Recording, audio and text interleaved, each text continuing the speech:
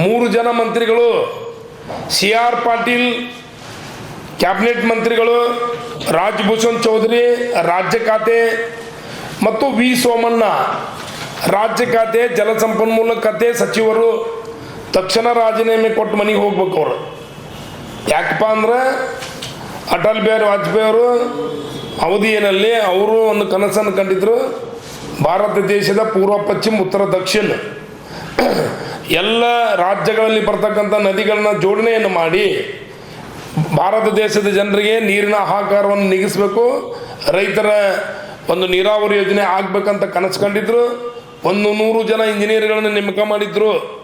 ಅದಕ್ಕೆ ಸಾಕಷ್ಟು IAS ಆಫೀಸರ್ಗಳನ್ನ ನೇಮಕವನ್ನು ಮಾಡಿ ಅದಕ್ಕೆ ತನ್ನದೇ ಆದಂಥ ಒಂದು ಸಚಿವ ಸಂಪುಟ ದರ್ಜೆ ಸ್ಥಾನಮಾನವನ್ನು ಕೊಟ್ಟು 100 ಇಂಜಿನಿಯರ್ಗಳನ್ನ ನೇಮಕ ಮಾಡಿರ್ತಕ್ಕಂಥದ್ದು ಇವತ್ತು ನರೇಂದ್ರ ಮೋದಿಯವ್ರಿಗೆ ಮರೆತಿದೆ.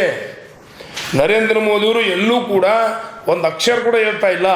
ಇಲ್ಲಿವರೆಗೂ ಕೂಡ ಕಳಸಾ ಬಂಡೂರಿ ಬಗ್ಗೆ ಒಂದು ಅಕ್ಷರ ಕೂಡ ಮಾತಾಡ್ತಾ ಇಲ್ಲ.